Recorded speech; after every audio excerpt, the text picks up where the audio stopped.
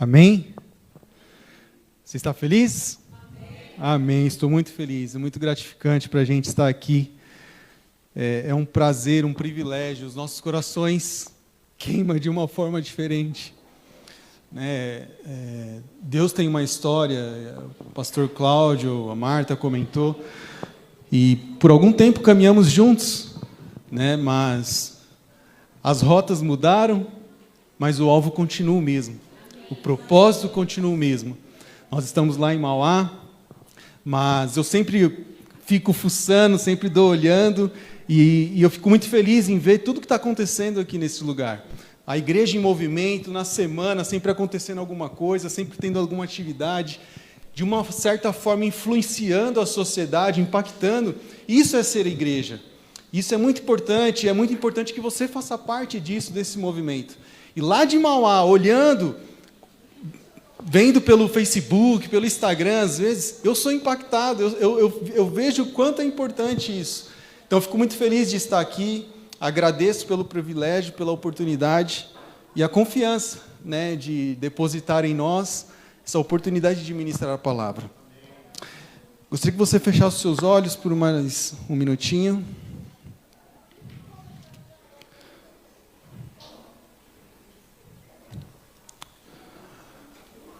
O tema que o pastor tem ministrado nessa semana é sobre a família. E isso é tão importante, isso é tão essencial para nós. As canções que nós entoamos aqui, as ministrações que já foram feitas, que nós possamos pensar agora na nossa casa, na nossa família, nos nossos filhos, o nosso papel importante diante dessa sociedade, diante desta cultura, diante dessa geração. Pai, em nome de Jesus, nós te pedimos que nesta noite o Senhor venha falar aos nossos corações, Pai. Que nós possamos sair daqui totalmente impactados pela Tua palavra, Senhor, não por pessoas, não por aquilo que nós vemos, mas aquilo que nós sentimos de revelação da Tua palavra, que é verdadeira, que é vida, que é eficaz, que muda, que, Deus, separa juntas de medula. Senhor, nós te pedimos, Senhor, que ela venha como espada afiada nesta noite, aos nossos corações, nos direcionando, nos guiando, Pai, porque esse é o nosso desejo, esse é o nosso anseio de sermos tocados por Ti, Senhor. Em nome de Jesus eu te peço, Senhor, fala conosco nesta noite, em nome de Jesus. Amém. Amém. Antes de abrir a palavra, não me apresentei, não sei se todos me conhecem ainda, eu sou o Juliano, esposo da Tati. Nós temos a nossa filhinha Natália, que não pôde estar aqui hoje, de 12 anos já, Ela é igrejeira, viu, gente? Hoje ela não quis vir porque ela tinha um compromisso, ela está participando do Ministério da Dança, está super envolvida lá com a igreja. Você vai? Ela falou, mas hoje eu vou dançar. Então ela não quis faltar.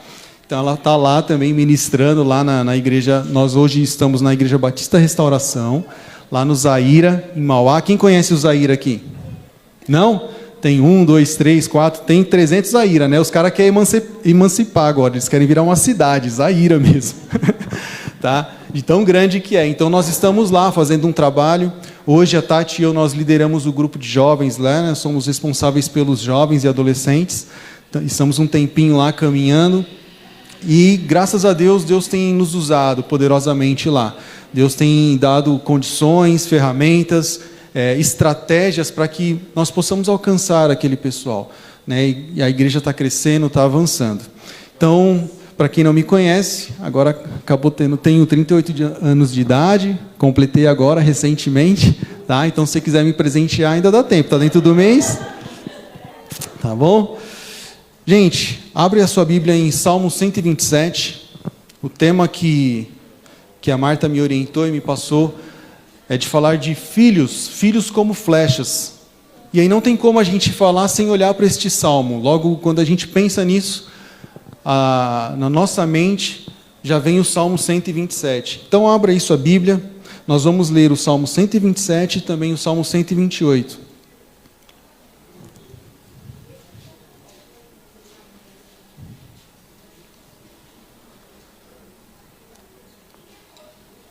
Amém?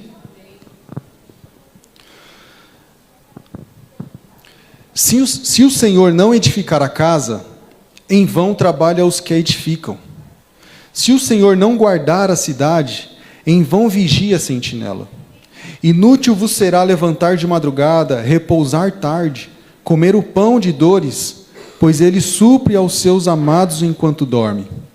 Eis que os filhos são herança da parte do Senhor, e o fruto do ventre é o seu galardão. Como flechas na mão de um homem valente, assim os filhos da mocidade. Bem-aventurado o homem que enche dele a sua aljava. Não serão confundidos quando falarem com os seus inimigos à porta. Continuando, Salmo 128. Bem-aventurado todo aquele que teme ao Senhor e anda nos seus caminhos, pois comerás do trabalho das tuas mãos. Feliz será e te irá bem.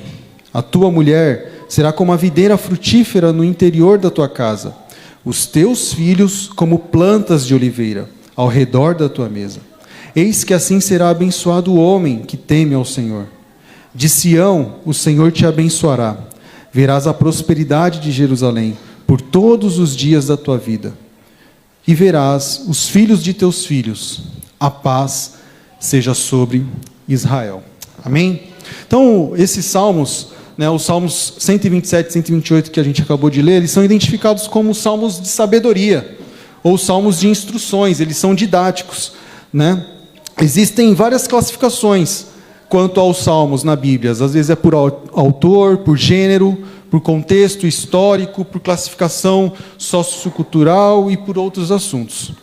Estes salmos, eles estão numa coleção chamada Cânticos de Romagem, ou Salmos de Degraus. Na maioria das Bíblias você vai ver lá Salmos de Degraus.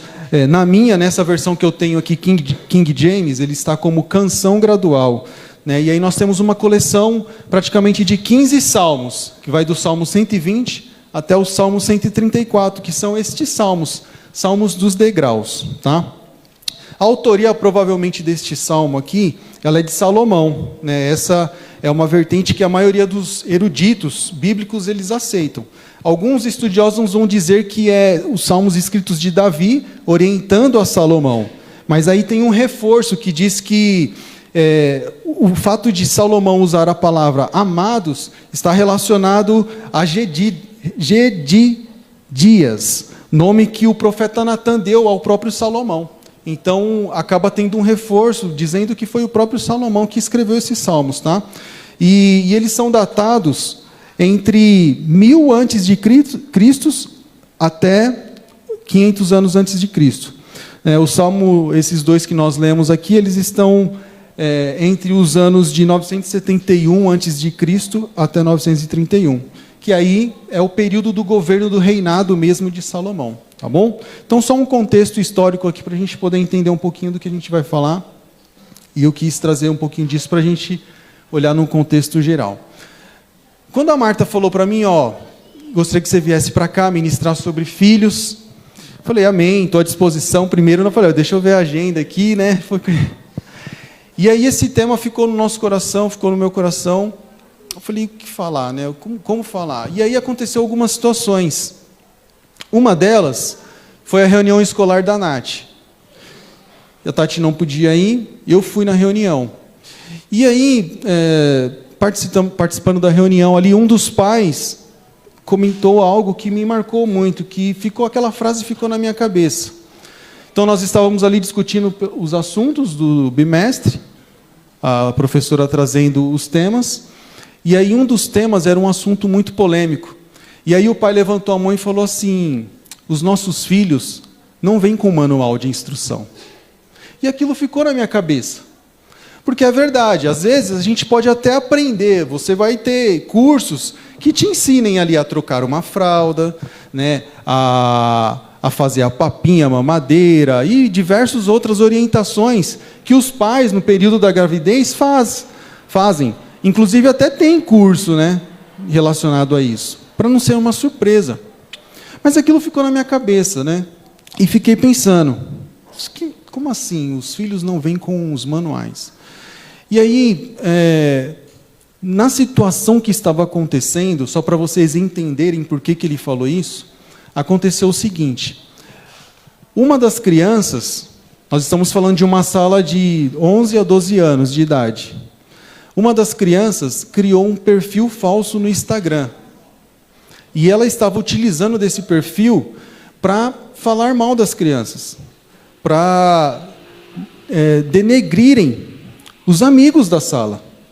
Só que era algo muito bem arquitetado, porque assim, eles escreviam algo, a criança escrevia algo, depois ela já mudava o nome do perfil, para ninguém saber e descobrir quem era. Então, assim, os alunos, até entre eles, ficavam olhando aqueles que mexiam no celular, mas não identificaram, aí ficava aquela suposição. Então, o tema principal da reunião foi para falar sobre isso.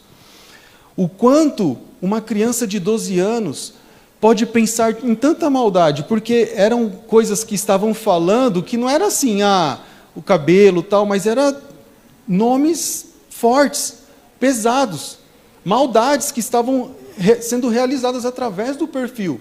E aí então a diretoria foi na sala, fez aquela pressão para eles confessarem, para falar quem era a pessoa, mas eles não se entregaram. Eles não falaram quem era a pessoa. Enfim, teve uma busca, contrataram pessoas e acabaram descobrindo quem que foi a criança que fez aquele perfil, que gerou aquele perfil. Mas aí então vem essa pergunta. Os filhos não vêm com manual. Nesse sentido, a gente não sabe qual vai ser o comportamento do nosso filho, como que ele vai agir diante de uma situação como essa, ou como ele pode pensar em certa maldade de impactar uma outra vida. Então, assim, quando ele falou aquilo, a mente falou, porque se a gente soubesse, seria muito mais fácil, seria muito mais tranquilo. O seu filho vai vir assim, mas em certo período da idade dele, ele vai ter um pensamento maldoso, ele vai pensar em mentir, ou pegar alguma coisa escondida, ou fazer algum mal com alguma pessoa, e seria muito mais fácil, porque você, como pai, você iria se antecipar. Poxa, eu tenho um manual, está dizendo aqui que ele vai fazer isso, então eu vou bater nessa tecla aqui. Vou tentar corrigi-lo para que ele não cometa esse mal. Enfim, então isso ficou na minha cabeça. E aí eu falei, poxa, mas a palavra, ela traz orientações para nós. Se nós olharmos para a Bíblia, se nós utilizarmos ela como nossa regra de fé, o Senhor já escreveu tudo aqui. Só que às vezes a gente quer fazer da nossa própria força, da nossa vontade, do nosso jeito, sendo que as instruções estão aqui e às vezes a gente se dispersa. A gente não educa, a gente não insere isso na nossa família, na nossa casa, na nossa cultura. Mas aqui a palavra de Deus nos orienta desta forma. E aí, lendo esses 2 salmos, me fez pensar nisso, nesse tema que a Marta falou. Porque se nós utilizarmos a palavra como a instrução devida, porque lá em Deuteronômio fala, capítulo 6, que nós devemos ensinar os nossos filhos no caminho. Então, se nós estivermos no caminho, se nós estivermos com eles, andando com eles, nós estaremos ensinando, e assim prevenindo, orientando para que certas situações não aconteçam, não ocorram. E aí sim, então, nós podemos gerar filhos como flechas, que vão atingir os propósitos para o qual eles foram gerados, que vão cumprir nesta terra, em suas gerações, o propósito, aquilo que Deus colocou no coração. Então, que nós possamos já olhar de imediato para a palavra como a instrução, como o manual necessário. Olha, não vem com o manual, mas nós temos o manual, é a palavra de Deus. Então, o que a Bíblia diz sobre isso? O que a Bíblia orienta sobre isso? Está aqui. Eu vou encontrar a resposta. Mas basta eu e você buscarmos, refletir nela, buscar essa revelação de Deus. Amém? Então aqui eu gostaria de destacar alguns pontos. Se a gente for falar de filhos, até de família, vocês veem, você reserva um mês para falar de família, porque é um assunto muito extenso. Então se a gente for comentar sobre filhos, a gente vai ter que passar diversos cultos. Inclusive, neste salmo, a gente teria que abordar diversas situações para falar exatamente sobre isso. Mas aqui eu gostaria só de destacar apenas 3 pontos que eu pude observar que são importantes para a minha vida e eu gostaria de compartilhar com vocês nessa noite. Amém? Vocês estão aí? Amém. Glória a Deus. Então, nestes 2 salmos que nós lemos agora, o 127 e 128, pastor, até que horas eu posso? Pode ir? Amém? Então tá bom. nós podemos perceber um ponto muito importante. E o primeiro que eu quero observar com vocês. Um princípio que ele é inegociável. Deus precisa ser o primeiro em tudo na nossa vida. Primeiro salmo que nós lemos, 127. Se o Senhor não edificar a casa, em vão trabalham o que edificam. A gente pode até começar a fazer algo, a gente pode até começar a instruir de certa forma, a gente pode começar até criar alguns alicerces, mas eles não vão ser fortes o suficiente se Deus não estiver no centro de todas as coisas. É o Senhor que faz, é Ele que edifica, é Ele que constrói. E nós precisamos depositar a confiança total nele, de que Ele está construindo o caráter do nosso filho. Mas nós precisamos estar no centro, nós precisamos estar direcionados de certa forma para que essa permissão, para que essa liberdade aconteça. Em vão nós iremos trabalhar se o Senhor não estiver. Então é um princípio inegociável. Ele precisa ser o primeiro. Deus precisa estar no centro de tudo. O segundo salmo fala: abençoado aquele que teme ao Senhor e que anda em seus caminhos. Nós precisamos temer ao Senhor. Talvez você está aqui e não tenha filhos ainda, ou você tem, eles não estão aqui, mas isso é importante, a gente precisa estar. Existem alguns trabalhos, tem uma igreja de amigo nosso, que eles fazem um trabalho que chama Mãe de Joelhos. Então assim, todas as tardes elas estão orando lá, estão intercedendo pelos seus filhos, clamando pelos seus filhos. Nós precisamos ter isso em nossa casa, na nossa vida, orar por eles, clamar por eles. Nós precisamos temer a Deus acima de todas as coisas. Então Deus, Ele não pode ser o último na nossa escala. Nós não precisamos fazer as coisas para depois perguntar para Deus: é isso?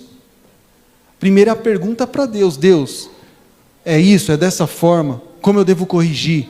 Como eu devo instruir? Como eu devo educar? E Deus vai dar a resposta.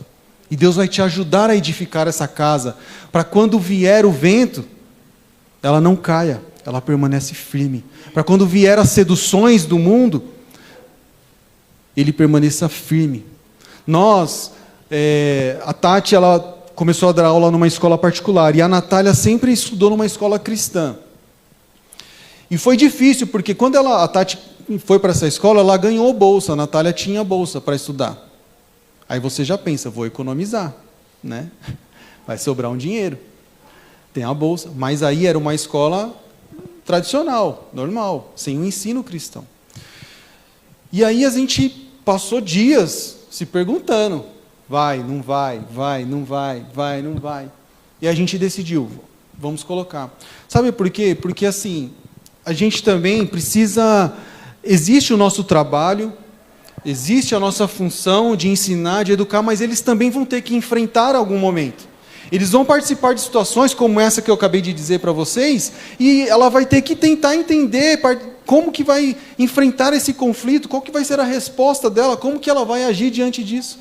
Então, para nós, esses 6 meses iniciais agora, está sendo esse teste.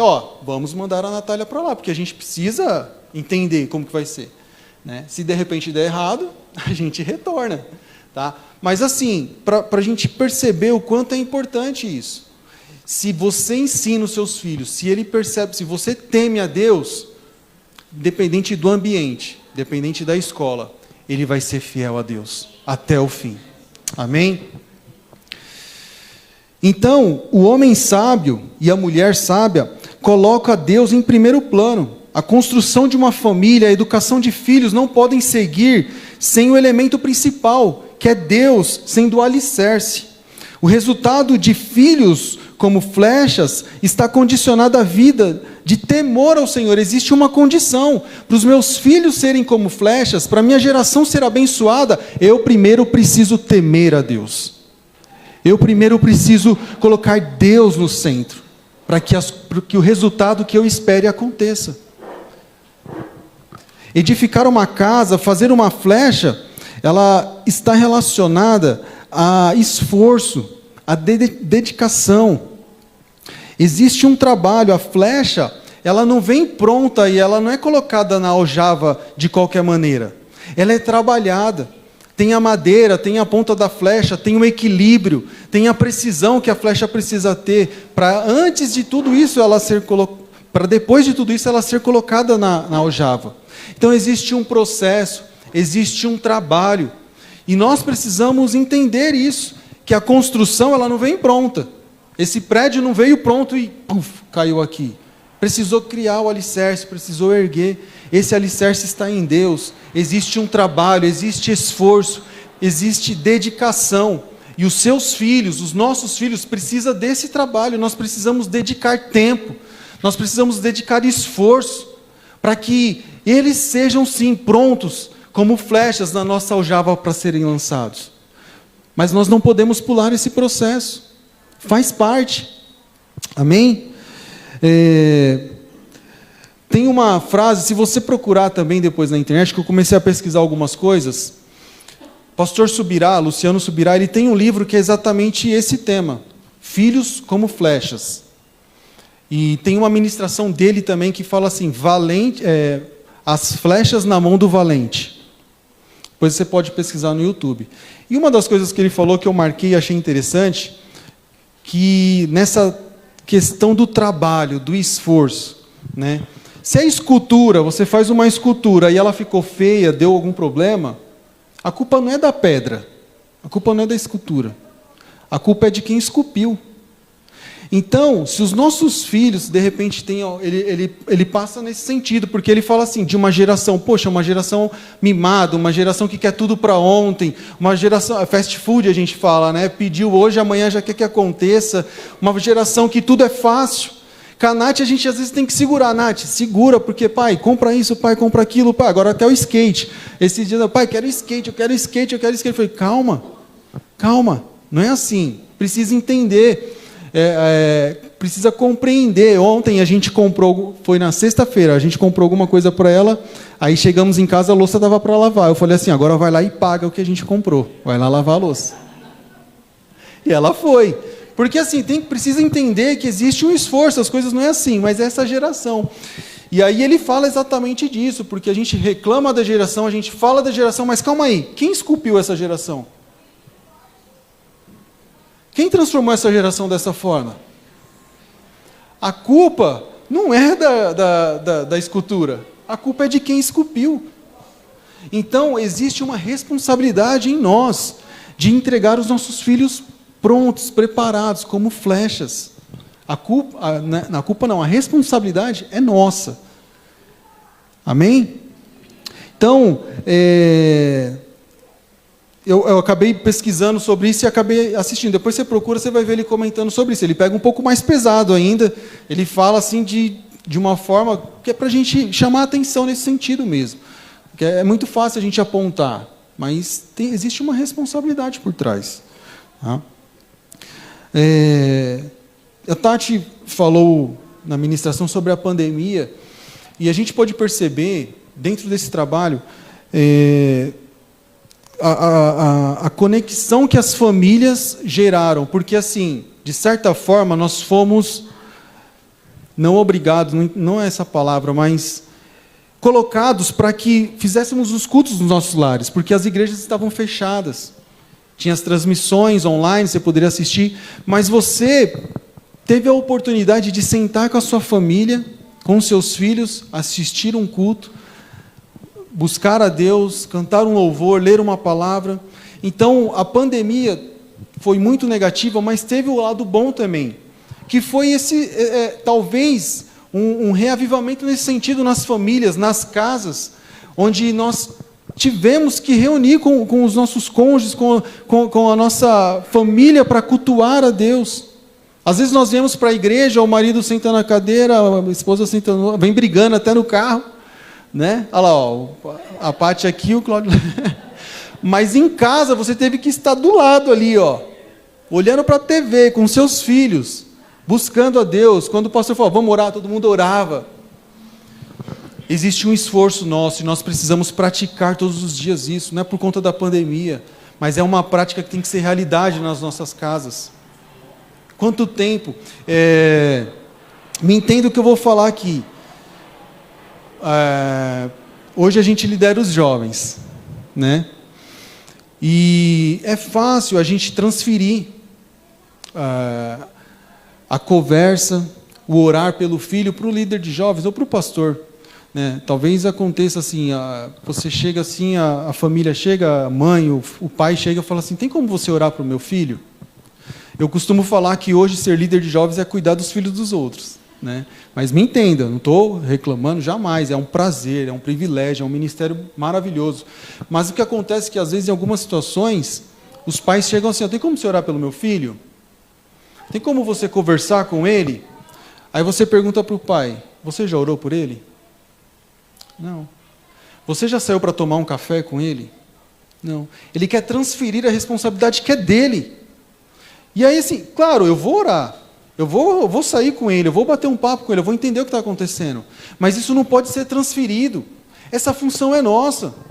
Às vezes a gente quer transferir para a igreja. A gente quer transferir a responsabilidade. Meu filho faz isso, porque a igreja não ensina. Mas em casa você ensina.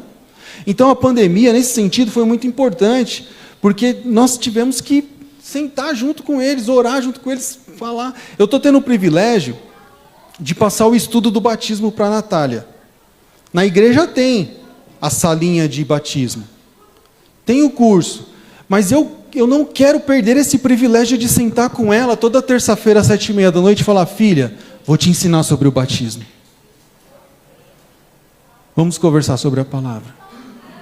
Eu tô brigando lá, eu falei assim, eu quero batizar, porque é o pastor, né? Mas eu quero ter esse privilégio de estar lá. Sabe, eu não quero transferir essa responsabilidade, eu quero ensinar para ela a palavra de Deus. Eu quero que ela veja em casa. Eu quero que um dia ela fale assim, meu pai me ensinou sobre o batismo. A minha mãe me ensinou sobre isso. Então, assim, que a gente, como pais, possa refletir, se seu filho está passando por alguma dificuldade, senta com ele. Chama ele para conversar. Toma um café. Talvez você não goste de McDonald's, paga um McDonald's, vai lá. Agora serve o café no McDonald's também. Chupa um sorvete, mas esteja com ele. Gaste tempo com ele. Se esforce com ele. Se dedique a ele. Esse é o seu primeiro ministério. Não adianta você querer fazer outras coisas se você não tiver centrado dentro de casa, se sua educação dentro de casa não estiver acontecendo. A educação cristã. Amém? Quantas vezes a gente escuta essa expressão, e se você colocar na internet lá, você vai ver que tem muita gente falando sobre isso. Filhos órfãos de pais vivos. Quantas crianças a gente encontra assim, que não se conecta, que não consegue conversar com seus pais. O pai senta na sala, a mãe fica na cozinha, o filho se tranca no quarto. Mal se vê. Passa a semana, e o seu filho? Nem sei onde está. Gente, isso é sério. E parece que talvez não seja uma realidade, mas se você pesquisar, se você estudar, você vai ver que isso está acontecendo desesperadamente. Em várias famílias sendo impactadas com isso. Então, não transfira essa responsabilidade, seja você o agente que vai edificar a sua casa, que vai edificar a sua família, que vai edificar os seus filhos. Nós precisamos inverter esse processo. Nós que temos que entregar os nossos filhos prontos, maduros, para o serviço do reino. Amém?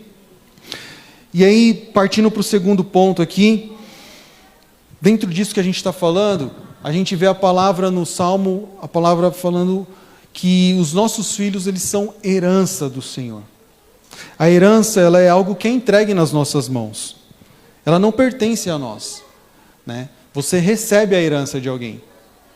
Seu pai, se ele tem uma casa, um carro, vai chegar um momento que aquilo vai passar para suas mãos, como herança. Então, olhando dessa forma, quando nós lemos que os filhos são herança, nós entendemos que os filhos, eles não são nossos, eles não nos pertencem. Deus confiou depositar ele em nossas mãos.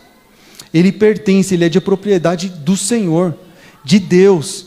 E Ele está confiando, nós estamos tendo o privilégio de receber esse diamante nas nossas mãos. De lapidar esse diamante. De preparar essa flecha. E Ele está confiando a nós. Que privilégio que nós temos. Nós devemos concentrar então todos os nossos esforços. E ter o nosso primeiro ministério bem-sucedido, a nossa casa bem-sucedida. Nós não devemos desviar por nem um segundo o nosso olhar dos nossos filhos. Acabei de falar de um estando dentro do quarto, outro estando na sala, que você possa sempre vigiar, que você possa, não é tirar a privacidade, mas é entender, saber o que está acontecendo, participar, estar presente em todas as decisões, em todos os momentos, questioná-los. Nós vemos na Bíblia alguns homens que foram relevantes e importantes e que nós compartilhamos e pregamos e falamos sobre eles, mas que em algum momento perderam o olhar de seus filhos. Nós temos o sacerdote Eli, o cara, como posso colocar, temente ao Senhor, uma pessoa que obedecia às leis, mas que por um momento perdeu os seus filhos, à vista dos seus filhos.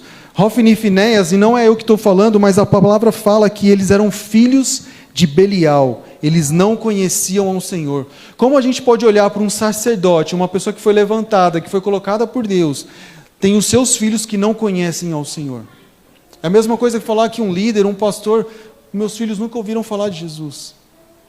Filhos de Belial. Belial é um demônio que, titulado como aquele que é contra a luz, que é inútil.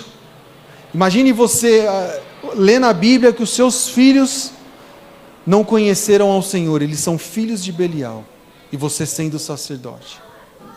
Nós temos também o exemplo de Davi, um homem segundo o coração de Deus, mas que infelizmente perdeu a sua casa, perdeu os seus filhos. Referência como família, nós não podemos olhar para Davi, porque infelizmente perdeu a mão, por um momento deixou de olhar. Nós temos Samuel, profeta Samuel, que ungiu Saul, que ungiu Davi, seus filhos Joel e Abiás. A palavra fala que eles não seguiram o exemplo do pai, ao contrário, deixaram-se seduzir e orientar-se pela ganância, aceitaram suborno e perverteram a lei e o direito. O profeta Samuel. Nós temos que tomar muito cuidado. Nós temos que estar com os nossos olhos sempre atentos. Em nenhum momento desviar, porque é uma herança que o Senhor depositou em nossas mãos. E nós precisamos cuidar muito bem, preservar muito bem. Só para você saber, eu pesquisei e fiz um levantamento de algumas estatísticas falando sobre isso, sobre esse distanciamento que às vezes acontece e você fala, mas por quê? 1 a cada 4 crianças e adolescentes teve sinais de ansiedade e depressão na pandemia. Se você pesquisar, você vai encontrar lá, síndrome da gaiola. 1 a 4 crianças neste período ficaram com depressão ou com ansiedade. Por quê? Por estarem presos, por estarem ali fechados, não terem um convívio social. Mas eles estavam dentro de casa. E os seus pais? A Tati também falou aqui na minha... Eu estou usando como exemplo porque ela acabou falando algumas coisas que eu ia trazer. Então, quantas separações, quantos divórcios aconteceram nesse período de pandemia? Para quem mora em prédio, quantas brigas você ouviu no condomínio? Nós lá, meu Deus, acho que foram umas 3. De quebrar o apartamento. De falar, chama a polícia porque o negócio está feio. Mas por quê? Porque ficaram trancados. É fácil você chegar em casa depois do horário do trabalho, vai tomar um banho, se tranca no quarto e dorme. Agora passa o dia inteiro junto. Não é? Aí foi o que aconteceu. Divórcio, separação. Mas para a gente ver o quanto é importante a gente se relacionar, a gente estar bem, a gente se amar, a gente ser uma família apaixonada, uma família que tem Cristo como centro. Porque qualquer deslize, é isso que acontece. No Brasil, dos 69 milhões de pessoas com 0 a 19 anos, há registro de 10,3 milhões de casos de transtornos, de ansiedade e de depressão. Então, de 69 milhões, 10.300 milhões de crianças e adolescentes estão com transtorno de ansiedade e depressão. O suicídio é, em alguns países, a segunda e em outros, a terceira principal causa de morte entre adolescentes de 15 a 19 anos. Eu trouxe essas estatísticas para a gente parar e pensar que nós estamos falando da futura geração da nossa igreja, da futura geração do nosso país. O quanto que eles estão sendo atacados, o quanto que eles estão sendo massacrados por tantas coisas. E nós, como famílias, como servos do Senhor, precisamos dar a resposta para isso. Precisamos mostrar o caminho. Precisamos utilizar a palavra como manual de instrução para vencer todos esses desafios. Aqui, como eu iniciei falando da reunião da Nath, a criança que estava sendo ofendida, que estava sendo atacada, ela era filha de uma das professoras da escola. E um pouquinho, ela pediu a palavra na reunião e começou a falar sobre isso. Como as crianças podem ter tamanha maldade sem pensar na consequência que isso pode levar? E aí ela compartilhou com a gente na sala que pouquinho tempo antes, a filha tinha acabado de sair de um período de depressão. Eles tinham perdido uma pessoa muito querida na família. E aí acabaram entrando nessa depressão, tanto ela como a filha também. Ela confessou para nós que as duas ficaram em depressão. E ela falou que por aquele período, ela tinha perdido a mão da filha dela. Ela não conseguia conversar com a filha dela. Ela não conseguia olhar no olho da filha dela. Ela não conseguia vencer aquele período. Então ela quis trazer para a gente como talvez aquela brincadeira poderia levar aquela menina para viver novamente aquela condição. Poderia destruir novamente aquela família. Porque não é fácil. Só quem passa, só quem já enfrentou isso sabe o que é. E aí ela compartilhou, e pasmem vocês, começou a levantar a mão de pais. Meu filho também passa por depressão. Meu filho também toda semana está com a psicóloga. E eu fiquei olhando aquilo assustado. Falei, meu Deus, é uma realidade, gente. Eu não estou falando de anos atrás, não. Estou falando de alguns dias atrás, alguns meses atrás. É hoje que está acontecendo tudo isso aqui. Nós precisamos, como igreja, se levantar. Nós precisamos, como igreja, ter tempo com os nossos filhos, gastar tempo com eles, dedicar tempo com eles. Eles são o bem mais precioso que nós temos. Tudo isso aqui vai ficar. Esse prédio, esse microfone, esse púlpito. Mas e o legado que a gente vai deixar na vida deles? De geração a geração a geração. Amém? E aí eu quero partir para o último ponto, emendando sobre isso, que os nossos filhos, eles são como flechas, mas as flechas, elas têm um objetivo. O objetivo é atingir o alvo. Quando nós construímos algo, existe sempre o objetivo. A flecha, ela tem um propósito real, que é de atingir o alvo com acerto e precisão. Então os nossos filhos, as nossas flechas, elas precisam atingir o alvo. Nós precisamos ensinar, nós precisamos educar, para que com precisão eles atinjam aquele objetivo. Eles cumpram o propósito real para o qual eles foram gerados. Eu e você seremos os construtores dessas flechas. Amém? O nosso maior desejo, como pais, como família, é que eles atinjam, de certa forma, esses alvos, que eles impactem a sociedade, que eles impactem o mundo, os lugares que eles estão, as escolas, as casas, as igrejas, onde eles chegarem, o objetivo seja alcançado. Salmo 112 diz assim: louvai ao Senhor, bem-aventurado o homem que teme ao Senhor. A condição de novo aí: que em seus mandamentos tem grande prazer, a sua descendência será poderosa na terra, a geração dos retos será abençoada, bens e riquezas há em sua casa, e sua justiça permanecem para sempre. Que nós possamos lançar as nossas flechas para que eles sejam íntegros nessa sociedade, para que eles sejam uma geração abençoada nessa sociedade. para que eles sejam poderosos nessa terra. E não é um poder de riqueza, de dinheiro, de grandeza, mas é um poder espiritual, para quando eles chegarem, a luz possa brilhar sobre as trevas. Onde eles colocarem as plantas, as pessoas falam: essa criança é diferente, essa criança tem algo diferente, ela não se corrompe, ela não mente, ela é fiel. Então que a gente possa colocar isso no coração deles, a palavra de Deus, que a gente possa gastar esse tempo. Amém? Gostaria que vocês colocassem de pé. Como eu falei, é um tema que a gente pode falar por muitos cultos, muitos períodos, muitos momentos. Recentemente eu e a Tati, nós fizemos um curso que se chama Paz para toda a Vida. É uma linha do Casados para Sempre.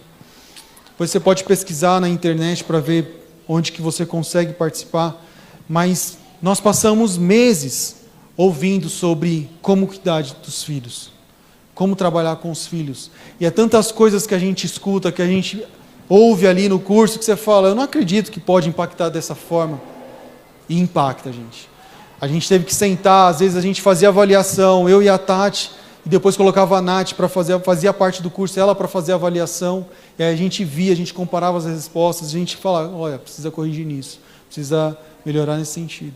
Então, para você ver que é um assunto tão sério, que existem cursos, que existem como a gente se preparar para que os nossos filhos sejam como flechas, seja uma geração que vão atingir o alvo, cumprir o propósito de Deus. Amém? Concluindo, o resultado, ele tem o seu princípio primordial em temer a Deus, colocar o Senhor em primeiro plano e deixar Ele edificar a casa. Somos mordomos, somos filhos. Nossos filhos são de propriedade de Deus e Ele confiou em nossas mãos com o objetivo de preparar, desenvolver e lançar no propósito de atingir com eficiência o alvo. E nós veremos os filhos dos nossos filhos abençoados. Em nome de Jesus. Feche seus olhos, Pai. Em nome de Jesus nós te agradecemos, nós te louvamos, Deus, por esta noite, por esta palavra, que ela possa ficar em nossos corações. Pai, em nome de Jesus eu oro para que o Senhor venha abençoar esta casa, venha abençoar as famílias deste lugar. Senhor, que nós possamos estar com o nosso coração totalmente voltado ao Senhor, entendendo a Tua palavra, entendendo a orientação que vem do Senhor. Que, Deus, nesta noite, se o Senhor não estava no centro, nós queremos colocar o Senhor no centro de todas as coisas, principalmente na educação dos nossos filhos, na criação dos nossos filhos, das nossas famílias, Pai. Em nome de Jesus, nos dê, Senhor, em nome de Jesus, sabedoria, capacidade, estratégias, para que nós possamos alcançar os nossos filhos, as nossas crianças, e em nenhum momento nós perdermos eles de vista, Pai. Nós te pedimos, Senhor, que essas crianças, que esses filhos possam ser como flecha em nossas mãos, nós possamos lançá-los para que o objetivo seja alcançado, que eles sejam eficientes e que eles possam impactar, Senhor, em nome de Jesus, esta sociedade, este bairro, Senhor, a igreja, Pai, em nome de Jesus, nós te pedimos, Senhor, que eles sejam luz nesta terra, que eles sejam sal, Senhor, neste lugar. Pai, a luz de nada serve se não for para iluminar, se não for para trazer clareza, se não for para mostrar o caminho. Que os nossos filhos possam trazer esta luz, possam trazer a clareza da palavra do Senhor, possam iluminar os caminhos para muitos conhecerem ao Senhor, Pai, em nome de Jesus. Que eles sejam sal, o sal desta terra, Deus, aqueles que irão trazer sabor onde não há mais sabor, onde não há mais alegria. Pai, em nome de Jesus nós te pedimos, usa a filha dos nossos filhos para a honra, para a glória do teu santo e poderoso nome. Pai, nós te agradecemos por essa noite. A ti seja toda a honra, a ti seja toda a glória e todo o louvor, para sempre e para sempre. Amém e graças a Deus. Amém. Que essa palavra fique no seu coração em nome de Jesus. Deus abençoe.